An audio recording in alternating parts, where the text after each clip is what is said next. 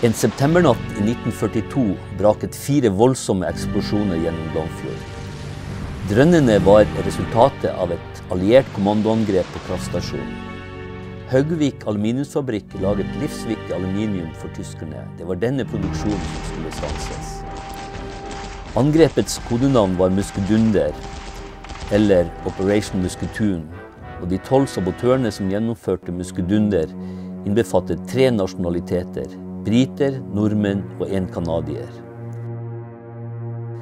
Styrken dro fra Skottland i en fransk ubåt for å overraske tyskere og nordmenn i Norge.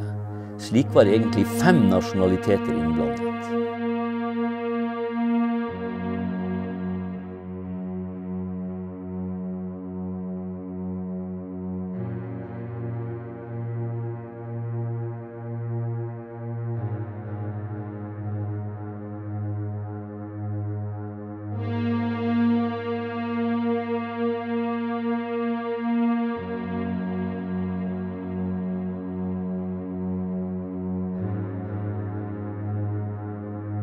Så begynte oppstigningen.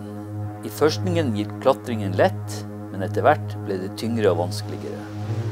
Fjellet var glatt og sleipt under føttene, men hele gruppen fortsatte klatreturen med sine 50 kilos oppakninger på ryggen. Anlund og Djupdrett, de 2 nordmennene, et stykke foran de andre for å rekognosere. Siste ettermiddagen, mens gruppen fortsatte nordover, skinte sola.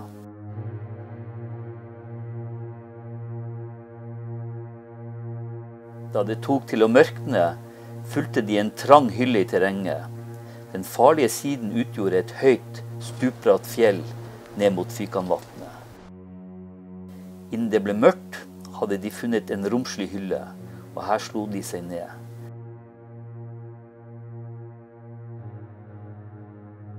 Nå hadde de nådd så langt at de kunne se selve målet, kraftstasjonen i Glomfjord, der den lå nede ved sjøen ved bunnen av fjorden, et langt stykke borte i luftlinje.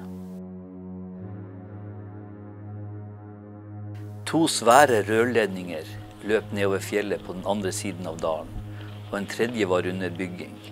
Det var ikke vanskelig å se rørgaten så tydelig som rørledningene stakk ut fra terrenget. Morgenen etter lot Black, den kanadiske lederen for operasjonen, kikkerten sope oppover dalen.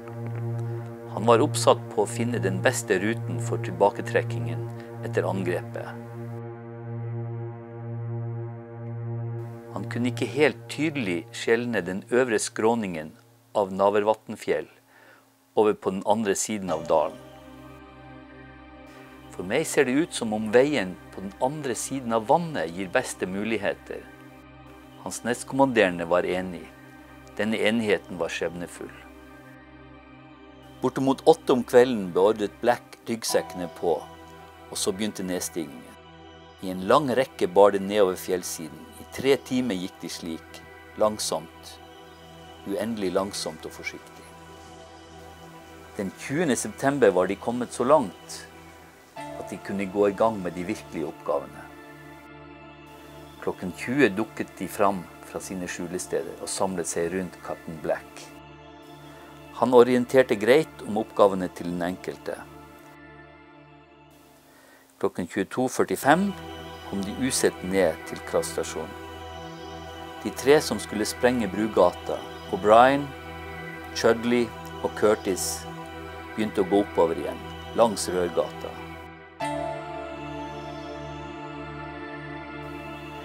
De som ble igjen nede, satte ut vakter, og de andre fant etter rekognosering inngangen til stasjonen.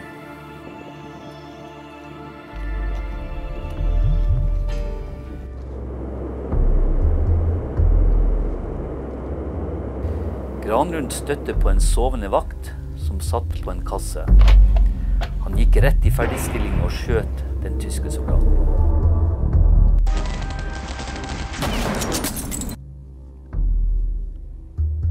Kaptein Håten hørte skuddene og kom styrtende til mens Granlund klargjorde våpenet sitt. Håten hadde nå gjort klar sprengladningen som hadde en innstilling på 10 minutter.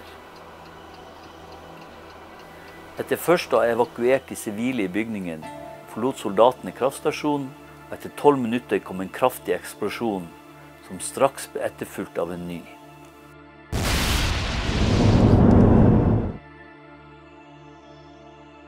De så at det utviklet seg varme, og skjønte at første del av oppdraget var vellykket.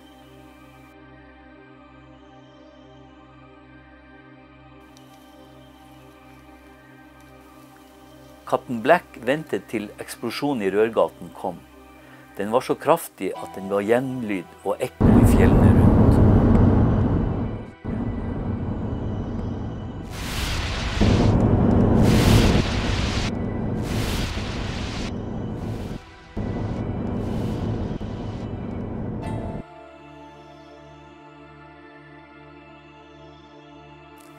Mens vannet nå fosset ned i kraftverket, fant de to gruppene sammen og startet den skjebnestunge retretten langs Fykanvannet.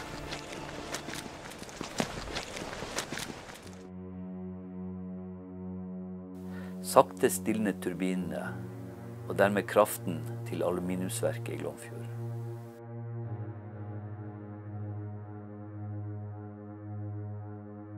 Av de 12 kommandosoldatene som utførte angrepet, overlevde bare 2 både denne sabotasjeaksjonen og krigen i sin helhet.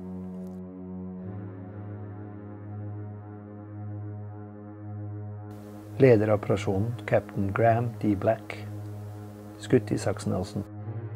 Nestleder for operasjonen, Captain Joseph Houghton, skutt i Sachsenhausen.